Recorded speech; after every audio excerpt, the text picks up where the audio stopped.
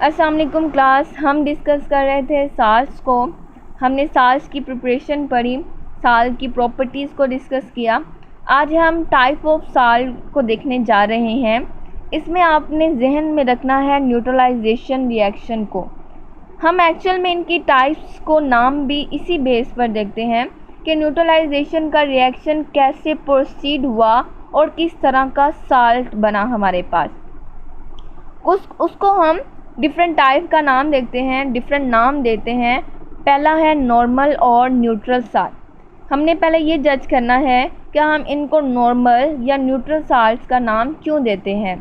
Definition कुछ इस तरह से है, salt form by total replacement of ionizable hydrogen ion of acid by metal ion और अमोनियम आयन।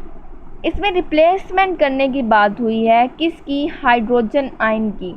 क्यों? क्योंकि रिएक्शन हमारा है एसिड और बेस के दरमियान, और हाइड्रोजन आयन किसके पास होता है? Replaceable hydrogen ion. हाइड्रोजन तो किसी के पास भी हो सकता है, लेकिन रिप्लेसेबल रिमूवेबल जो हाइड्रोजन होता है वो एसिड के पास होता है। क्योंकि एसिड की जनरल जो डेफिनेशन हम कहते हैं कि जब वो आयनाइज होते हैं तो H पॉजिटिव आयन प्रोवाइड करते हैं। तो जब हमारा न्यूट्रलाइजेशन का रिएक्शन हो रहा हो और उसमें जो हाइड्रोजन आयन है वो रिप्लेस कर दिया जाए, रिप्लेस करने वाला कौन हो? मेटल आयन या कोई भी पॉजिटिव चार्ज आयन और अमोनियम आयन। हाइड्रोजन आयन उस रिएक्शन में रिप्लेस हो जाए किसके थ्रू? यानी उसको रिप्लेस करने वाला कौन हो? मेटल आयन, अमोनियम आयन या कोई भी पॉजिटिव आयन जिसके पास ये एबिलिटी हो कि वो उसको रिप्लेस कर सके। मोस्टली मेटल्स ही होती हैं, मेटल्स की ही इतनी एबिलिटी होती है कि वो किसी दूसरे पॉजिटिव को या अपनी साथ वाली मेटल को रिप्लेस कर सके। दूसरी बात, ये तो डेफिनेशन से हमें पता चला कि हाँ इसमें क्या होता है। दूसरी बात है न्यूट्रल टू लिटमस पेपर। जब हम इनका टेस्ट करते हैं, इन साल्ट्स का टेस्ट करते हैं, तो लिटमस पेपर पर कोई असर नहीं होता, यानी लिटमस पेपर में कोई चेंजेस नहीं आती कलर में। तो ये क्या हुआ? Neutral to litmus paper. Reaction देखते हैं कि ये कैसे और किस तरह से प्रिपेयर होते हैं, यानी न्यूट्रल साल्ट की बात हो रही है। ACl है और पोटाशियम हाइड्रोक्साइड, ACl यानी hydrochloric acid and potassium hydroxide का रिएक्शन करवा रहे हैं, और इसके नतीजे में सिंपल रिएक्शन है हमारे पास, KCl एंड वाटर की फॉर्मेशन हो रही है। नज़र भी आ रहा है कि ये एक न्यूट्रलाइजेशन रिएक्शन है। एसिड है, बेस के साथ रिएक्ट कर रहा है, नतीजे के तौर पर साल्ट एंड वाटर की फॉर्मेशन हो रही है। अब ये कैसे हुआ? पोटाशियम पॉजिटिव चार्ज कंटेनिंग और इस तरह से क्लोरीन नेगेटिव चार्ज कंटेनिंग, आपस में अट्रैक्शन होती है, रिएक्शन होता है, KCl बन जाता है, रह जाते हैं बाकी पीछे OH negative and hydrogen ion जो आपस में मिलकर वाटर की फॉर्मेशन करते हैं। रिएक्शन कंप्लीट हो गया हमारा। अब हम दूसरा रिएक्शन देते हैं जिसमें सल्फ्यूरिक एसिड है और जिंक ऑक्साइड है, जो कि एक मेटालिक ऑक्साइड है, और इसकी नेचर भी क्या होती है? बेसिक होती है। जब रिएक्शन होता है, यहाँ मैंने ओपन करके इसको शो किया है कि जिंक की वैलेंसी +2 है, ऑक्सीजन की वैलेंसी -2, और यहाँ सल्फ्यूरिक एसिड में सल्फेट की वैलेंसी क्या है? -2। इस वजह से 2 हाइड्रोजन उसके साथ अटैच हैं। जब रिएक्शन होता है तो पॉजिटिव नेगेटिव को हमेशा अपनी तरफ क्या करता है? अट्रैक्ट करता है। जब रिएक्शन होता है, अट्रैक्शन होती है, तो बनता है जिंक सल्फेट ZnSO4, और बाकी रह जाते हैं O एंड 2 हाइड्रोजन के आयन जो आपस में मिलकर वाटर की फॉर्मेशन करते हैं। तो आपने देखा कि इसमें जो हाइड्रोजन आयन थे वो रिप्लेस कर दिए गए हैं। क्या आपने नोटिस किया? यहाँ देखें, ये एसिड है, इसके पास ये रिप्लेसेबल हाइड्रोजन आयन है, और इधर हमारे पास ये एक एसिड है, उसके पास रिप्लेसेबल 2 हाइड्रोजन आयन है। और यहाँ इसको रिप्लेस किया एक मेटल ने जो कि पोटाशियम थी। ये पोटाशियम ने जाके क्लोरीन के साथ अपनी अटैचमेंट की, हाइड्रोजन की जगह ली, हाइड्रोजन को वहाँ से रिमूव कर दिया वाटर बनाने के लिए। और यहाँ अगर हम देखें तो हाइड्रोजन आयन की जगह ली है किसने, जिंक ने। एक जिंक के आयन ने 2 हाइड्रोजन को यहाँ से रिमूव आउट करवाया, क्योंकि उसके पास ये एबिलिटी है, वो +2 चार्ज कंटेन करता है और वो सल्फेट के साथ अपनी अटैचमेंट कर सकता है, दोनों कंपैरेबल हैं। तो हाइड्रोजन को वो यहाँ से किक आउट करेगा, रिमूव करेगा और उसकी जगह अपनी जगह बना लेगा, अपनी पोजीशन करेगा। तो क्या हमारी डेफिनेशन नॉर्मल साल्ट वाली क्लियर है आपको, कि हाइड्रोजन जो एसिड में मौजूद रिप्लेसेबल हाइड्रोजन है उनको रिमूव कर दिया जाए किसी भी मेटल आयन या अमोनियम आयन के थ्रू। अभी हम मेटल्स को देख रहे हैं, मेटल ने रिप्लेस किया है, ये हमने सेकंड एग्जाम्पल पढ़ी। अब हम थर्ड एग्जाम्पल की तरफ जाते हैं, ऐसा ऐसा थोड़ी कॉम्प्लिकेशन की तरफ हम जाते हैं।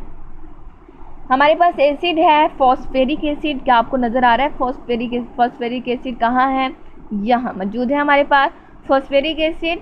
इसका फॉर्मूला है H3PO4। आपने क्या नोटिस करना है, हाइड्रोजन आयन, क्या इसके पास हाइड्रोजन है, कितने हैं, 3 हाइड्रोजन है। क्या हम इसको रिप्लेस कर पाएंगे, ये हमने देखना है, क्या हमारे पास कोई ऐसी चीज़ है जो इसको रिप्लेस कर सके। तो हमने सोडियम हाइड्रोक्साइड लिया, हमने 3 सोडियम हाइड्रोक्साइड लिए हैं। अगर मैं एक लेती तो वो तो सिर्फ एक सोडियम एक हाइड्रोजन को रिमूव करता, बाकी 2 तो रिप्लेस ना मैं कर पाती। अगर मैं रिप्लेस ना कर पाती तो मेरे पास बनने वाला साल्ट नॉर्मल या न्यूट्रल नहीं होना था, ठीक है। इसलिए मैंने 3 सोडियम हाइड्रोक्साइड लिए जो कि मुझे 3 सोडियम देंगे।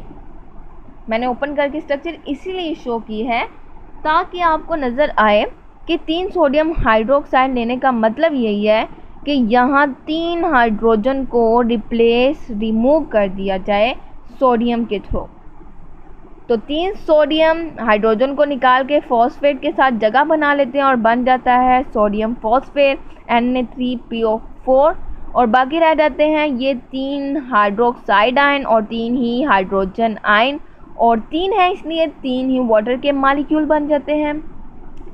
आई होप आपको क्लियर हो गया होगा कि ये बनने वाला साल न्यूट्रल है।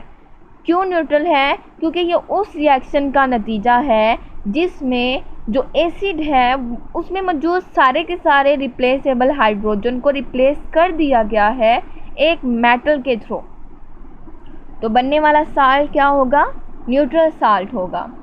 आप इसमें से देख लें कि ये एक फॉर एग्जांपल अगर आपको ये दिया जाता है, ये साल्ट दिया जाता है, आपसे पूछा जाता है क्या ये एक नॉर्मल साल्ट है या कोई और तरह का साल्ट है, तो आप कहेंगे ये नॉर्मल साल्ट है क्योंकि इसमें तो कोई हाइड्रोजन आयन नहीं है या जो बेस का OH नेगेटिव आयन भी मौजूद नहीं है। अगर हाइड्रोजन आयन भी रह जाता तब भी प्रॉब्लम होती, तब भी हम उसको न्यूट्रल नहीं कह सकते थे। अगर बेस की तरफ से कोई OH यहाँ इधर इसके अंदर ऐड हो जाता या रह जाता तब भी हम इसको न्यूट्रल नहीं कहेंगे। 3 एग्जाम्पल होगी, एक और एग्जाम्पल पढ़ते हैं, इतना कोई मुश्किल काम नहीं है, आपने थकना नहीं है। 3 एग्जाम्पल हमने पढ़ी हैं, आपके सिलेबस में 4 एग्जाम्पल्स हैं, कोई मसला नहीं है। हमने 3 एग्जाम्पल मेटल्स के लिहाज से पढ़ी हैं। अब हम देखते हैं कि अमोनियम आयन, क्योंकि हमने डेफिनेशन में अमोनियम आयन का भी जिक्र किया था, उसके लिहाज से डिस्कस करते हैं। नाइट्रिक एसिड है यहाँ और अमोनियम हाइड्रोक्साइड बेस के तौर पर एक्ट कर रही है। ये सिंपल है क्योंकि वैलेंसी सब में सेम है, यानी hydrogen +1, nitride ion -1, ammonium +1, hydroxide ion -1।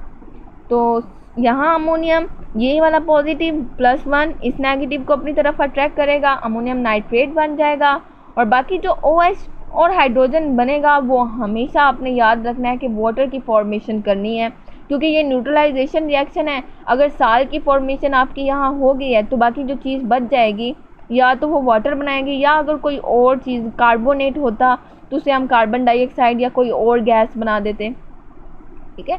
अगर OH और हाइड्रोजन बच जाए तो वो तो डेफिनेटली हमारे पास वाटर की फॉर्मेशन होगी। अब हम बात करते हैं एसिडिक साल्ट की।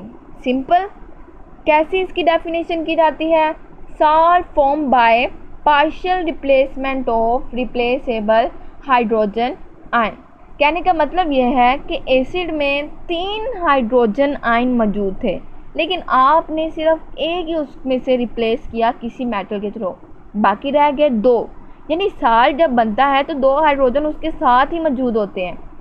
होता वो साल्ट ही है, उसकी नेचर साल्ट की होती है, लेकिन हाइड्रोजन की वजह से वो साल्ट कहलाता है एसिटिक साल्ट। ठीक है, अब हम रिएक्शन करके इसको देखते हैं।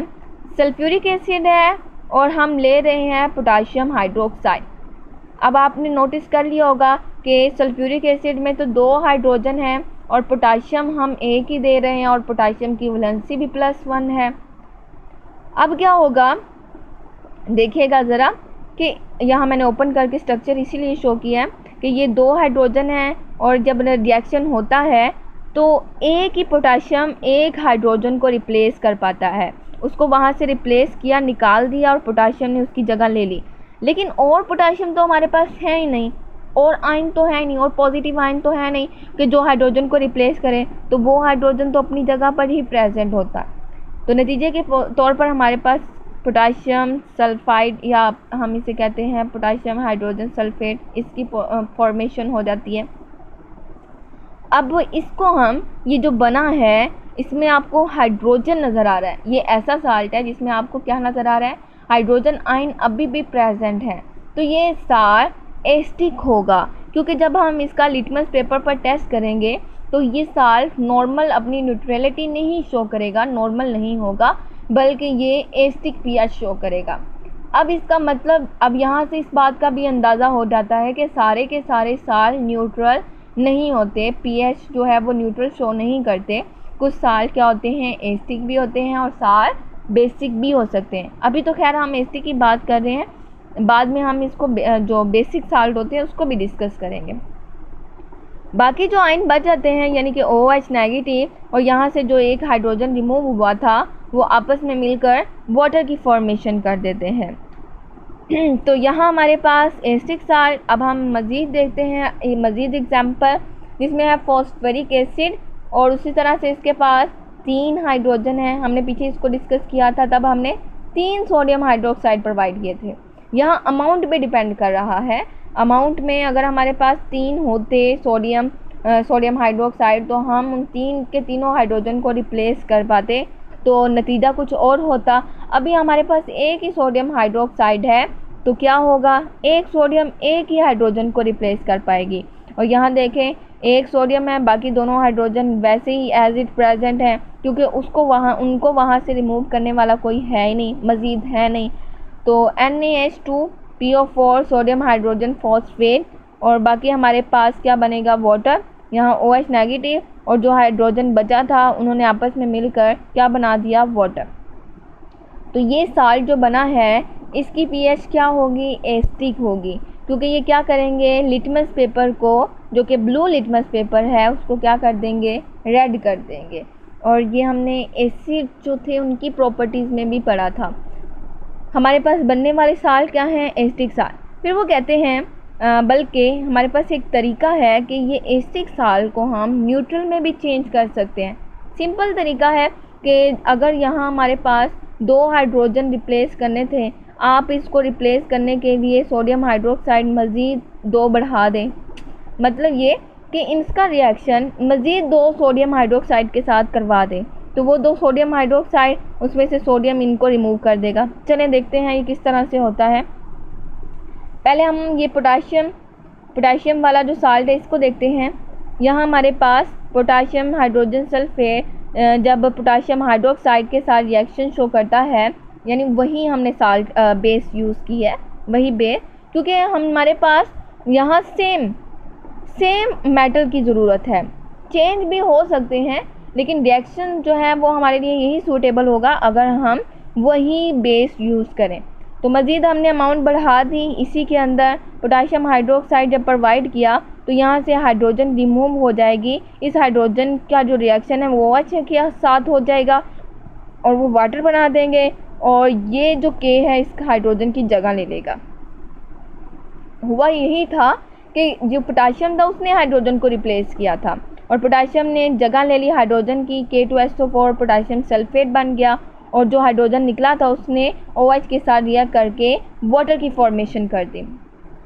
अगर हम नीचे वाला ये वाला जो साल्ट है इसको देखते हैं, इसमें 2 हाइड्रोजन है, 2 हाइड्रोजन को हमने रिमूव करना है, तो सोडियम हाइड्रोक्साइड की अमाउंट हमने 2 कर दी है।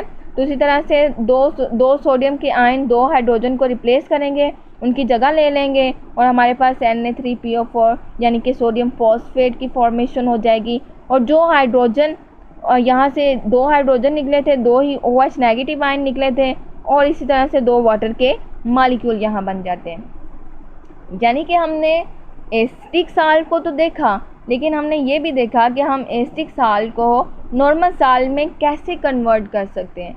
अगर आपसे कहा जाए कि ये आपको साल्ट दिया गया है, आप इसको नॉर्मल साल्ट में कन्वर्ट करें, क्या आपके लिए मुश्किल होगा? ये बिल्कुल भी नहीं। आपने देखना कि मेटल कौन सी है, मेटल है सोडियम, उस मेटल से रिलेटेड कोई भी बेस, सिंपल तो हमारे पास सोडियम हाइड्रोक्साइड ही है जिसमें सोडियम मौजूद होता है, सोडियम हाइड्रोक्साइड, वो बेस के साथ उसका रिएक्ट कर दें और उसमें से हाइड्रोजन को, जो रिप्लेसेबल हाइड्रोजन है, उनको रिमूव करके जो साल्ट बन जाएगा हमारे पास, वो नॉर्मल हो जाएगा। हमने 2 तरह के साल्ट आज डिस्कस किए, normal salt and acetic salt. I hope आपको क्लियर होगी। आपने इनकी प्रैक्टिस करनी है, इनको दिखने की कोशिश करनी है, इनके आयंस के चार्जेस की जो चार्जेस हैं, ऑक्सीडेशन स्टेट है, इनको अच्छे से याद करने की कोशिश करनी है।